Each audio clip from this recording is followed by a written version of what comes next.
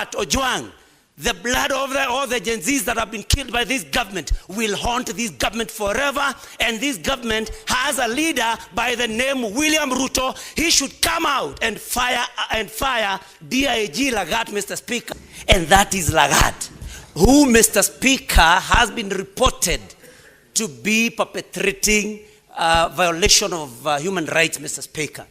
And there is no reason why Mr. Ojwang was transported all the way from Migori to Nairobi just for a matter that was supposed to be civil and not criminal. Because, Mr. Speaker, if somebody is accused of libel or even of mudslinging somebody's name, that is civil, and the lawyers here can guide us, led by Senator Sifuna of Nairobi, that this particular young man should have been made to face, civil charges. And Langat should have sued for damages, Mr. Speaker. We saw the parent to this particular young man crying because it was something that nobody would have thought could have happened. Mr. Speaker, the results of the autopsy are out. And the results are that this young man could not have hit his head against the wall. We have seen images of the body, Mr. Speaker, and I suspect that even the eyes have been gouged out because you can see clear injuries along the eyes, Mr. Speaker. And we are very sad this afternoon because this is proof that the sitting government, led by President William Ruto, Mr. Speaker, is increasingly becoming very intolerant, especially of young people. We must get to know through the committee what this government fears from young people. The blood of Albert Ojwang, the blood of all the Gen Zs that have been killed by this government will haunt this government forever. And this government has a leader by the name William Ruto. He should come out and fire DIG Langat, Mr. Speaker, before we proceed on anything else. It is true, as Senator Mugatana has said, that going by the report that we have gotten from my poll, that it is not true, he did not hit his head against the wall, but that is the report that we had from the word go. I tell my apology on behalf of the National Police Service because of that information. Who is the culpable person through my eyes? Mr. Speaker, unfortunately, the Constitution did not give me the eyes to see who is culpable. Those eyes have been given to the investigatory authorities under 245 of the Constitution, and that is why you rightly invited me, but also invited the independent institutions, Mr. Speaker. I'm confident, and this is the promise I give to the people of Kenya, that we will do everything within the ministry to ensure that there is no interference, there is no shielding of any individual, there is no cover-up, Mr. Speaker, from the part of the executive, and that, Mr. Speaker, that the Inspector General of the Police and the Independent Police Oversight Authority, which again, Mr. Speaker, in Article Section 4 of the IPOA Act, have been given independence, Mr. Speaker, in all matters of investigation regarding matters related to police brutality and police Mr. Speaker, crimes committed by police officers.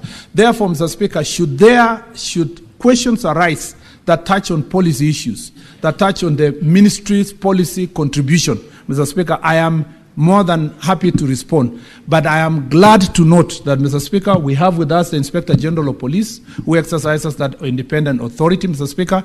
We have here with the IPOA, and, Mr. Speaker, we have agreed, Mr. Speaker, that the Inspector General of Police is going to therefore delve into the matter itself of what really happened so that this House can get the proper information. And then as a Cabinet Secretary, I will continue with my oversight responsibilities from the ministry side with policy directions and to respond to this House on those issues that are policy in nature. They say that with great power comes great responsibility. And I don't think that in this House there was somebody with a greater responsibility, leader, to set the tone for the discussion that we want to have this particular morning. I think I hear what Kenyans are saying. They want to see from the leadership of this country contrition. They want to see remorse. They want to see us taking responsibility for everything that has happened, that has led us to this particular moment. And allow me to follow in your footsteps and also tender an unreserved apology to the people of Kenya if I have contributed in any way by my conduct, by my speech, to bringing the country to where it is today. I apologize for that.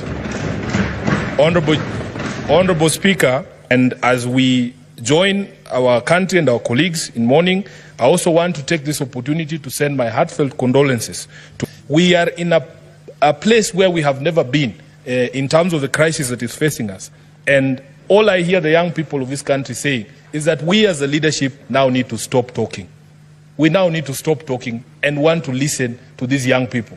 Honorable Speaker, I have been turning down invitations to media houses because I'm asking these media houses, why don't you invite these Gen Zs themselves to tell you what it is they want, to paint a picture of the kind of country that they want? Would you believe it, Honorable Speaker?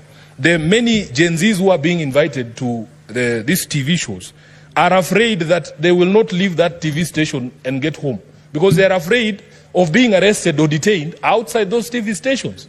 And the conversation here, Honorable Senator Cheruiyot, is that we now need to do certain things to facilitate a conversation to happen, starting with what we are doing here.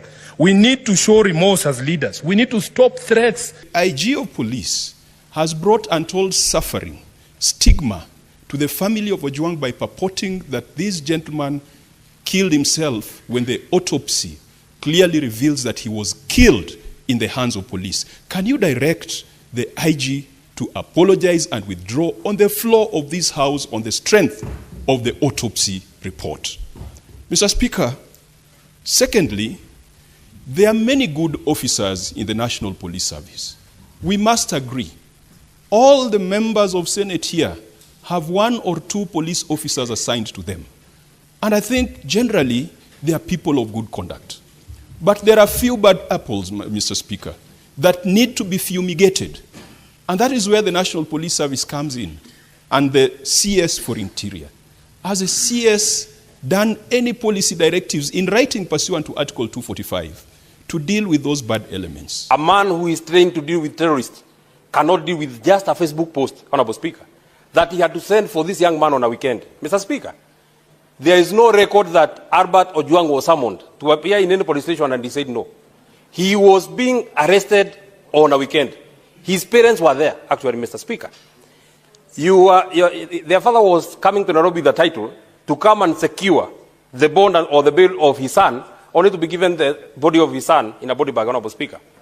I am wondering, Honorable Speaker, even as we speak about the people we are speaking about, Mr. Speaker, did you actually see that the complainant in this particular case, DIG Eliud Langat, was standing behind the Inspector General of Police when they are saying that they are starting the investigation, Honorable Speaker? How would a person whom, in my opinion, is the lead suspect in the murder of Ojwang be standing right behind the people who are expected to investigate, Honorable Speaker?